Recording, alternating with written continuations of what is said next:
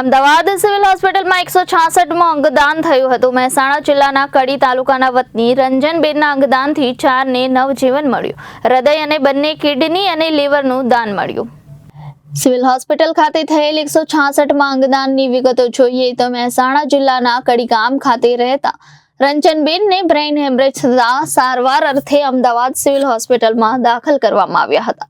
Ahmedabad civil હોસ્પિટલમાં સારવાર દરમિયાન તારીખ 22/9/2024ના રોજ ડોક્ટરોએ રંજનબેનને બ્રેઇન ડેડ જાહેર કર્યા હતા। સિવિલ હોસ્પિટલ ખાતે હાજર તેમના પતિ જીગરભાઈએ સિવિલ હોસ્પિટલના ડોક્ટરોએ અંગદાન વિશે સમજાવતા બ્રેઇન ડેડ પત્નીના અંગોનું દાન કરવાનો નિર્ણય કર્યો હતો।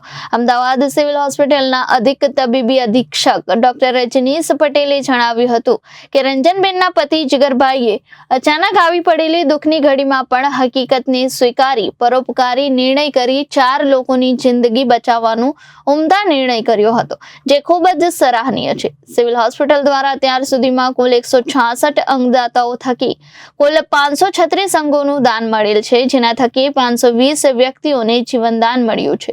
રંજનબેનના અંગદાનથી મળેલ 2 કિડની અને 1 લીવરને સિવિલ મેડિસિટી કેમ્પસની જ કિડની હોસ્પિટલના જરૂરિયાતમંદ દર્દીઓમાં તેમજ હૃદયને અમદાવાદની યુએન મહેતા હોસ્પિટલમાં દર્દીને પ્રત્યારોપણ કરવામાં આવશે। આમ આ અંગદાનથી કુલ 4 લોકોની જિંદગી આપણે બચાવી શકીશું। Bureau report Janadesh news, Ahmedabad.